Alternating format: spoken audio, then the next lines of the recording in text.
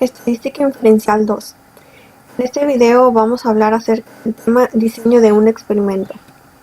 Pero primero vamos a ver qué es el diseño de un experimento. Nos dice que el diseño de experimentos se define como un conjunto de técnicas activas que manipulan un proceso para inducirlo a proporcionar la información que se requiere para mejorarlo mediante los cambios en sus variables y su interacción o secuencia de ejecución. Nos dice que la planificación de un experimento, la forma tradicional que se utilizaba en la experimentación para el estudio de estos problemas se basaba en estudiar los factores uno a uno, esto es, variar los niveles de un factor permaneciendo fijos los demás. Esta metodología presenta grandes inconvenientes, como lo es que para poder hacerlo es necesario un gran número de pruebas. También las conclusiones obtenidas en el estudio realizado de cada factor tiene un cambio de validez muy restringido. Tampoco es posible estudiar la existencia de interacción entre los factores y es inviable en muchos casos por problemas de tiempo y de costo. Ahora bien, las técnicas de diseño de experimentos se basan en estudiar simultáneamente los efectos de todos los factores de interés.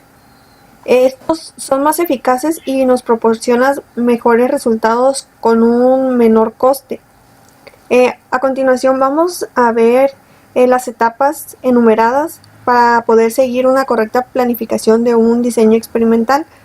Etapas las cuales deben de ser ejecutadas en forma secuencial, o sea, una después otra y después otra, en un orden. Etapas a seguir en el desarrollo de un problema de diseño de experimentos. Definir los objetivos del experimento.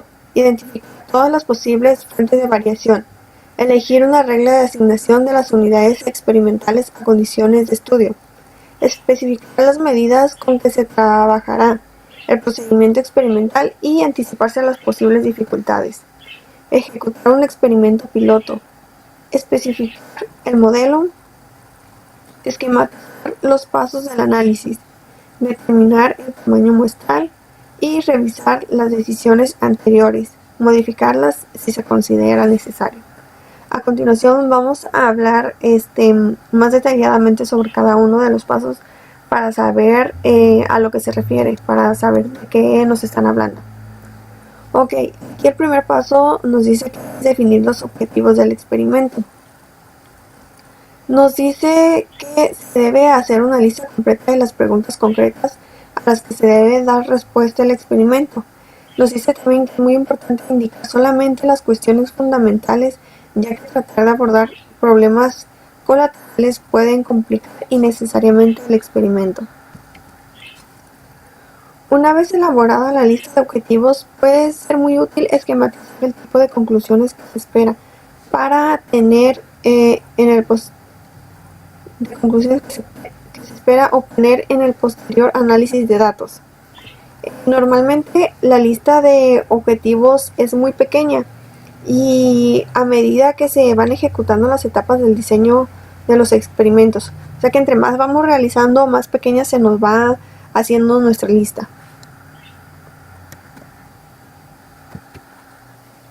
Ok, el siguiente paso es identificar todas las posibles fuentes de variación. ¿Qué es una fuente de variación? Es cualquier cosa que pueda generar variabilidad en la respuesta. Se nos recomienda hacer una lista con todas las posibles fuentes de variación de nuestro problema, distinguiendo sobre todo aquellas que pueden generar una mayor variabilidad. También se nos dice que se distinguen por dos tipos, son los factores tratamiento y los factores nuisance. Nos dice que son aquellas fuentes que no son de interés directo, pero que se contemplan en el diseño para reducir la variabilidad no planificada. Ahora bien, otro paso es elegir una regla de asignación de las unidades experimentales a las condiciones de estudio. Nos dice que la regla La regla de asignación o del diseño experimental especifica unidades experimentales que se observarán bajo cada tratamiento, y también se nos menciona que hay diferentes posibilidades, las cuales son el diseño factorial o no factorial, la asignación al azar en determinados niveles de observación y el orden de asignación. Existen una serie de diseños estándar que se utilizan en la mayoría de los casos. Ahora bien, especificar las medidas que se realizarán, el procedimiento experimental y anticiparse a las posibles dificultades. Tenemos lo que es la variable respuesta o variable de interés. ¿Esto qué quiere decir? Que los datos que se recogen en un experimento son medidas de variables denominadas variable respuesta o variable de interés. Es importante precisar cuál es la variable respuesta y en qué unidades se va a estar utilizando en el experimento. Nos dice que muy a menudo aparecen dificultades en la recabación de los datos de nuestro experimento, por lo que se nos dice que es muy conveniente anticiparse siempre a todos nuestros imprevistos. Pensando detenidamente en los problemas que se puedan presentar o ejecutando un pequeño experimento piloto, que es lo que vamos a ver a continuación. Dice ejecutar un experimento piloto. Un experimento piloto es un experimento que se utiliza un número pequeño de observaciones. El objetivo de nuestro experimento piloto es ayudar a completar y a revisar la lista de acciones a realizar.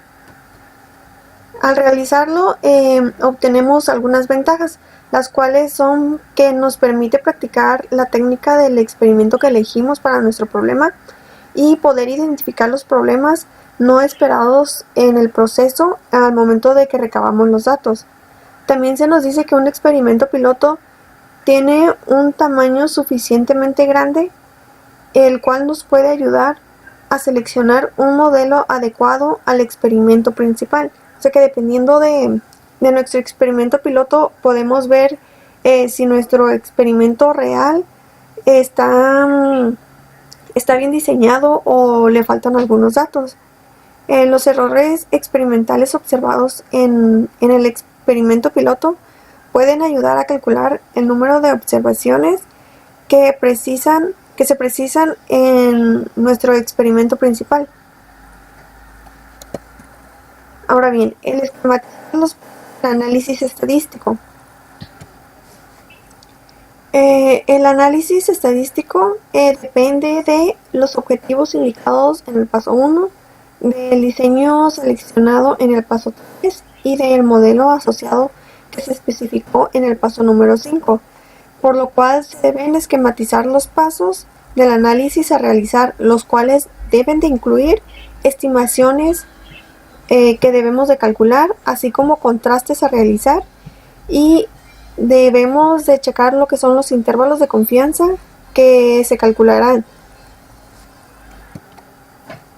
Para determinar el tamaño muestral, debemos de calcular el número de observaciones que deben de tomar para alcanzar los objetivos de nuestro experimento. Se nos habla de que existen fórmulas para poder calcularlo, pero esto va a depender de el tamaño de nuestro experimento. También se debe de contar con el conocimiento del tamaño de la variabilidad no planificada, lo cual normalmente se calcula dependiendo de nuestro experimento piloto y en base a las experiencias previas en trabajos con diseños experimentales semejantes al que estamos realizando.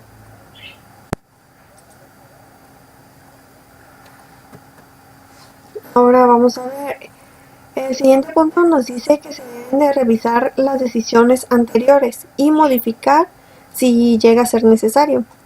En ella es importante realizar una planificación previa detallando los pasos anteriores, lo que garantizará que los datos sean utilizados de la forma más eficiente posible. Debemos de saber que es fundamental tener en cuenta que ningún método de análisis estadístico, por más bueno que parezca, debe de permitir extraer conclusiones concretas en un diseño de experimentos mal planificado, ya que el análisis estadístico es una etapa más que está completamente integrado en el proceso de nuestra planificación de nuestro experimento. También se nos dice que el análisis estadístico no es un segundo paso independiente de la tarea de planificación. Es necesario comprender la totalidad de objetivos propuestos antes de comenzar con un análisis. Si no se hace así, tratar de que el experimento responda a otras cuestiones, pero no solo los objetivos están presentes al inicio de nuestro análisis, sino que también la técnica experimental empleada en nuestro experimento. También como consejo se nos dice que no se debe de invertir nunca todo el presupuesto con el que contamos para el primer conjunto de experimentos que vamos a realizar. De igual manera que debemos utilizar un diseño, no debemos utilizar en un diseño toda la información que poseemos. Otra cosa que se nos dice es que toda persona implicada en la ejecución de nuestro experimento y en la recolección de nuestros datos debe de ser informada con precisión de la estrategia experimental diseñada. El siguiente tema, el tema que vamos a ver en este video nos va a servir prácticamente para revisar que en el transcurso de que estemos realizando un experimento, saber por qué nuestros resultados pueden variar mucho. Por ejemplo, en el problema que les voy a plantear más adelante, se nos habla acerca de unas muestras de tensión. Lo que yo me percato mucho en el trabajo es que cuando realizamos este tipo de pruebas, las trabajamos a diferentes medidas y a diferentes temperaturas, pero a veces, aunque las trabajemos a la misma medida y a la misma temperatura, no nos salen de una manera similar. No siempre nos van a salir los mismos resultados, exactamente los mismos, pero sí pudieran estar muy cerca. Y lo que sucede es que a veces nos dan los resultados que son los mínimos y en la siguiente muestra nos dan los máximos. Entonces, lo que se quiere saber es por qué hay tanta variabilidad si se supone que se están trabajando con medidas y con temperaturas muy similares. Entonces, lo que también vimos en clases anteriores es que no necesariamente esto es lo que pudiera influir en nuestros resultados, sino que hay veces que aunque se haga la misma prueba en las mismas máquinas, tal vez el tipo de persona que la está realizando lo realiza de una manera diferente. Entonces, lo que queremos ver es con este tipo de experimento es que nos arroje primero un tipo de temperatura y un tipo de medida en la cual nosotros nos basemos y lo hagamos como que de manera más seguida, o que sea la única que utilicemos para ver si nuestros resultados salen iguales, porque a veces podemos manejar, no sé, lo que es la medida al mínimo y nuestra temperatura al mínimo, y en la siguiente a lo mejor la medida es al mínimo y la temperatura es al máximo. Entonces, aunque sea la misma prueba, son medidas diferentes o medidas iguales y temperaturas diferentes. Entonces se hace un cruce tanto de medidas como de temperatura, y lo que queremos establecer es que sean las mismas, tanto la temperatura como la medida, y ver si aún así los resultados no siguen variando mucho o si se mantienen, si son constantes. Y si nos damos cuenta que los resultados de nuestras pruebas son constantes, quiere decir que la manera en que uno está realizando las pruebas es lo que afecta y lo que hace que nuestros resultados sean los que varíen. Pero si los trabajamos a las mismas temperaturas y a las mismas medidas y aún así los resultados no son similares, entonces ocuparíamos volver a hacer un experimento, pero ahora con otro tipo de datos, ya que como lo mencioné anteriormente, tal vez sea la persona la que esté empleando una manera diferente de realizar las pruebas. A lo mejor podríamos pensar que no afecta tanto, pero si nos damos cuenta de que es la persona, entonces ocuparíamos hablar con las personas que están entrenadas o encargadas de realizar dichas pruebas para darles un entrenamiento más concreto de qué medidas utilizar o qué pasos seguir exactamente para realizar las pruebas y tener un mejor control en nuestros resultados. Bueno, ahora bien, pasaremos a lo que son los pasos a seguir en la realización de nuestro experimento, los cuales son los siguientes. Aquí nos menciona que son 8 y vamos a hacer cada uno y vamos a ver a qué conclusión llegamos. Bueno, primero los pasos a seguir para la realización de nuestro experimento. Primero es que se debe declarar el problema, o sea, cuál es lo que queremos solucionar. Después, seleccionar los factores y sus rangos. 3. Seleccionar las respuestas. 4. Escoger el diseño experimental. 5. Hacer el experimento. 6. Analizar los datos estadísticamente. 7. Verificar que los resultados usando corridas confirmativas. Y 8. Hacer recomendaciones. Ok. Primero, declaración del problema. Tenemos la variabilidad en pruebas de tensión de Pausch en una empresa de Tijuana llamada Medtronic, en la cual estoy laborando. Se indica a la elaboración de productos médicos y en donde se realizan pruebas de tinta y pruebas de tensión a uno de los empaques llamados pouch o bolsa, en donde se coloca nuestro producto. Para hacer dicha prueba se nos da un rango de valores como mínimo que son 2.80 lbf, mientras que el máximo se maneja como 3.75 lbf. ¿Qué significa esto? Es la libra de fuerza por pulgada. Estoy revisando los antecedentes de todas las pruebas que se han realizado en este producto. Se encuentra una variabilidad. No hay datos consistentes o datos que se mantengan, sino que a veces están muy arriba y en la siguiente pueden estar muy abajo. Por lo cual se quiere averiguar cuáles son los factores que pudieran influir para que nuestras pruebas o nuestras muestras estén variando tanto. Ok, los factores y sus rangos. Tenemos como factores lo que es la longitud y la presión. Tenemos como mínimo una longitud de 6 centímetros, mientras que un máximo de 7 centímetros.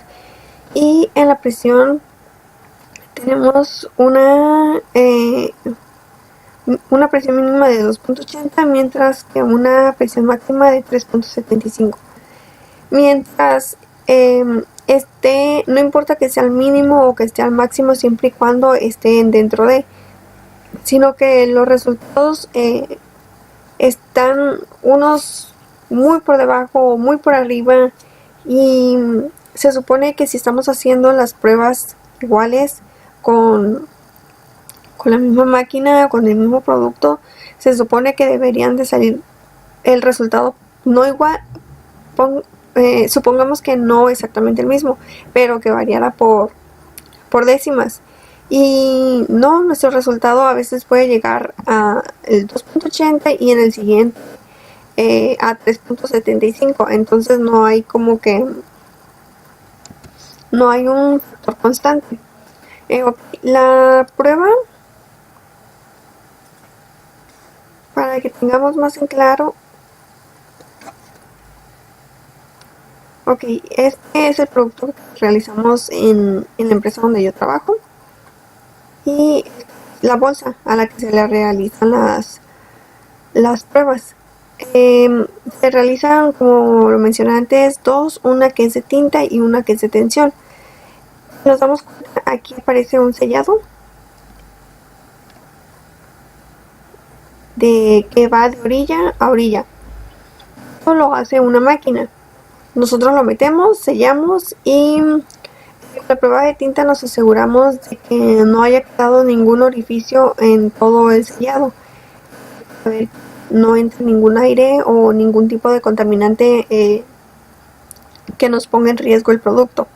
Y la detención la hacemos en cualquier parte del sellado. Recortamos una tira que, como nos dice, es de 6 centímetros. Del sellado hacia arriba, que mida 6 o 7 centímetros. Y una anchura de 2.5 centímetros, o que lo mismo, 1 pulgada. Ya una vez que tenemos esto, nos vamos a ir a Minitab para los datos con los que contamos.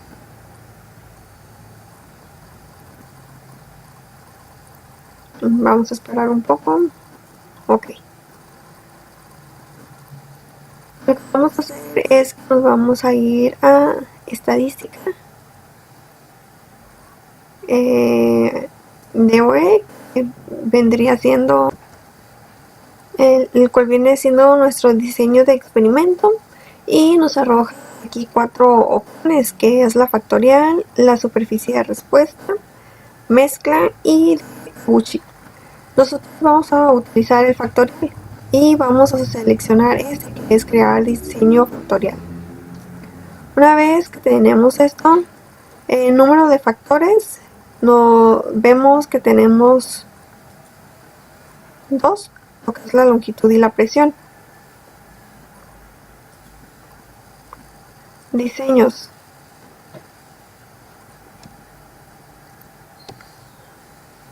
El número de puntos centrales por bloque 0, número de réplicas 4, número de bloques 1. Factores. Aquí vamos a colocar lo que son los datos que tenemos en esta tabla. Vamos a copiarlo solamente y a pegarlo. Que viene siendo la longitud y la presión.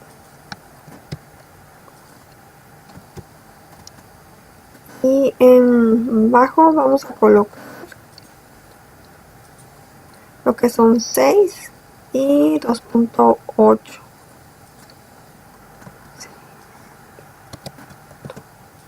Mientras que en alto tenemos 7 y 3.75.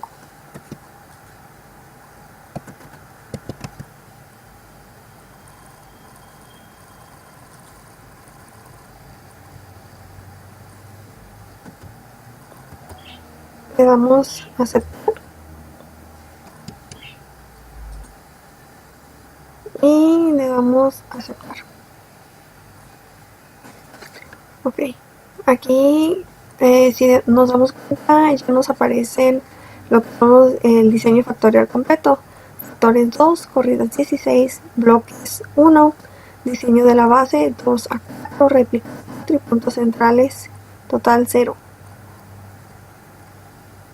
Si nos damos cuenta, sí llegamos a las 16 corridas. Ahora bien,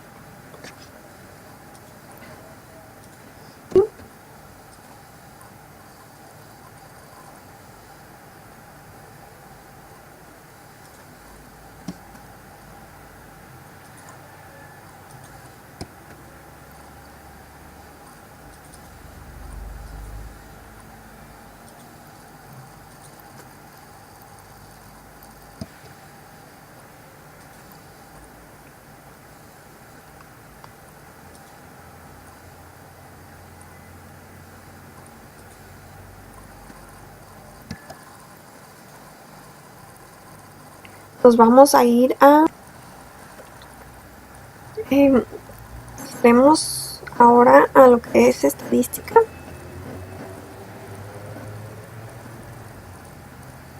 Factorial.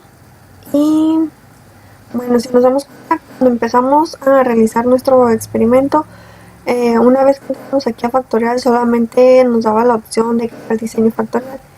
Ahora, como ya tenemos más datos, ya nos da más opciones para realizar.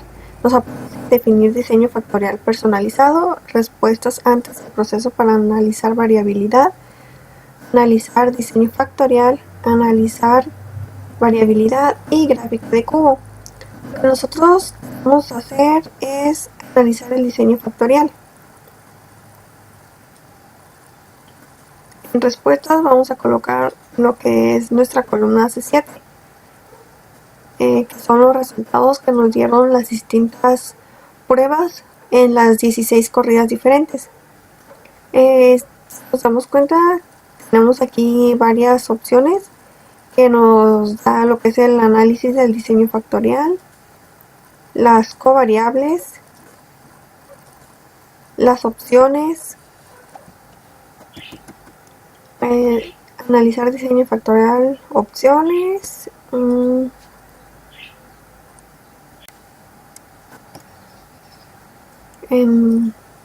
paso a paso, gráficas aquí. Analizar diseño factorial mediante gráficas. Nos da tres opciones, la de Pareto, la normal y la de normales absolutos.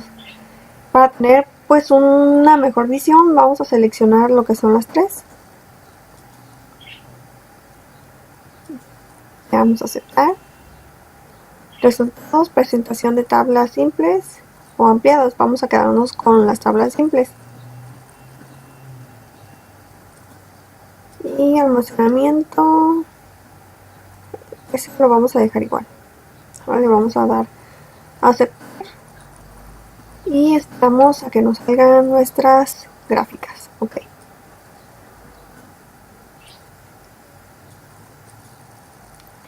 Como vemos aquí, tenemos lo que es la gráfica normal de efectos estandarizados, la gráfica de efectos normales absolutos y nuestro diagrama de efectos estandarizados, nuestro diagrama de Pareto. Ok, vamos a ver que en tipo de efecto, pues como vemos, nuestros resultados están bien distribuidos, no se concentran en un solo lugar. Efecto estandarizado absoluto, igual. Digo, no hay efectos significativos. Si nos damos cuenta, lo que es Minitab nos maneja aquí en color azul si no son significativos y en rojo si son significativos. Y por lo que vemos, pues salió bien, no son significativos. Y vemos nuestra gráfica de Pareto, cómo es que está de forma creciente y va bajando. Ahora bien, una vez ya que tenemos esto, nos vamos a estadística, nos vamos nuevamente a factorial. Si nos damos cuenta, aquí ya tenemos todas nuestras opciones habilitadas. Cuando empezamos, solamente nos daba lo que era crear diseño, después solamente eran creo que 4 opciones más, ahora ya nos aparece todo. Nos vamos a ir en optimizador de respuesta y nos va a salir esta pestaña en donde nos dice optimizar hasta 25 respuestas en respuesta, meta y objetivo. En resultado vamos a colocar, seleccionaremos maximizar, que ahora queremos maximizar nuestro resultado. Le damos a aceptar y tendremos la siguiente gráfica, que es nuestra gráfica de optimización, en donde nos aparece el alto, la longitud y la presión. Nos dice que como resultado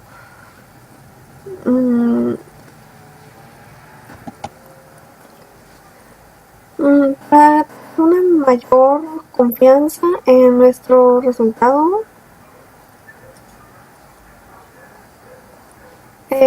tenemos que si manejamos una longitud de 7, es mejor manejar una presión de 2.80. El resultado máximo nos arroja nuestro máximo de tensión. Podría ser el 3.25. Ven, nuestra meta maximizar inferior al 2.81 y nuestro objetivo es igual a 3.62. Bueno, entonces con estos resultados podemos concluir que las medidas con las que podemos trabajar mejor para que tengamos ahora sí una estabilidad en el resultado de nuestras muestras son estas, las que nos aparecieron en color rojo.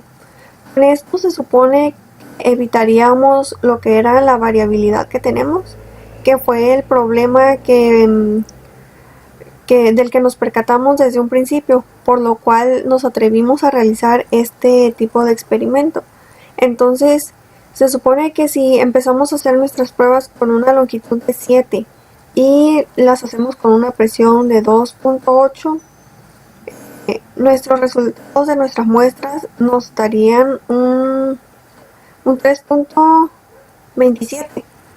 Y se supone que todas las demás, si no son el mismo resultado, por lo menos tendría que ser muy cercano, lo cual no estaba sucediendo desde un principio. Lo cual quiere decir que lo que estaba variando tal vez era nuestra longitud, o bien no estábamos trabajando a la par lo que era nuestra longitud y la presión. Si la longitud subía, se supone que la presión también hubiera aumentado, pero al parecer no se movían de manera equitativa, de que si uno aumentaba, no sé, 1.5, el otro también iba a aumentar lo mismo, sino que no era proporcional la manera en que con la que trabajábamos al momento de que realizábamos nuestras muestras, por lo cual nuestro resultado tampoco era muy similar, sino que ya ven que desde un principio a veces estaba en el mínimo, como vemos aquí. Como de 2.8 se brincaba a 3.5, 3.22, 3.45, 3.2, 62, 2.89, 3.23, 2.95, 2.97, 3.32, 3.16, 2.88, 2.95, 2.81 y 3.45. O sea, no eran ni siquiera similares.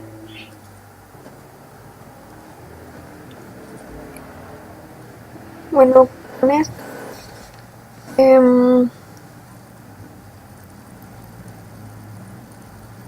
bueno, aquí vemos lo que es nuestra predicción para el resultado, predicción de respuesta múltiple, en donde nos da la longitud de 7, la presión de 2.8 y la respuesta ajuste, el resultado 3.278, ajuste 0.134. Bueno, Con lo que vimos ya en nuestra gráfica, pues ya sabemos cuál es la manera con la que trabajaríamos. Y en dado caso de que nuestros resultados sigan variando, podremos realizar otra vez nuevamente el experimento, pero ahora con los nuevos datos que nos ha arrojado nuestras muestras. Eh, y ahora ya sabemos que ya tendremos un mejor control de lo que es la longitud y la presión con la que vamos a estar trabajando, para ver qué otros factores pudieran estar influyendo en nuestras muestras y saber el por qué nos está variando tanto. Para ver si es eso o a lo mejor es un factor externo del cual no estamos tomando en cuenta, como lo pudiera ser, no sé, en la maquinaria, o tal vez la persona. Puede ser que sea una persona diferente la que está realizando las pruebas, y que aunque se esté trabajando con los datos que nos arrojó con los que nos arrojó Minitab, tal vez si son personas diferentes al momento de que las están realizando, porque son pruebas manuales. Al momento de que se están realizando, varía un poco en la manera en que lo hace una persona y la manera en que lo hace otra.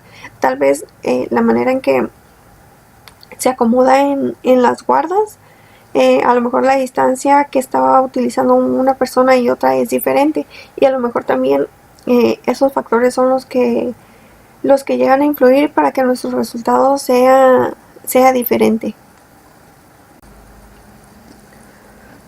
Bueno, con este tema concluimos lo que es la unidad 5 de la materia de estadística inferencial 2, la cual lleva por nombre diseño de experimentos. Espero que con este ejemplo pues haya quedado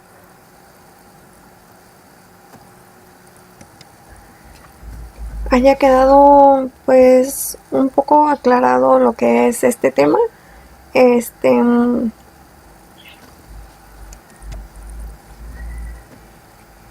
Más que nada hay que saber interpretar o identificar cuáles son nuestros datos, con nuestros resultados de dicho experimento, para saber con qué vamos a estar trabajando de ahora en adelante en estas pruebas. Este tipo de experimentos se puede realizar para casi cualquier tipo de cosas que deseemos saber. Nada más no hay que olvidar los pasos que debemos de seguir, los datos que debemos seleccionar, y saber lo que nuestras gráficas nos quieren decir, y identificar cuáles son nuestros resultados. Bueno, con eso queda por terminado ahora sí nuestro problema, y espero que les sirva de ayuda o de soporte para futuros experimentos que deseen realizar, para futuros diseños de experimentos que deseen realizar más adelante. Y sería todo de mi parte. Muchas gracias. Cualquier cosa o duda, pues estamos a la orden. Gracias.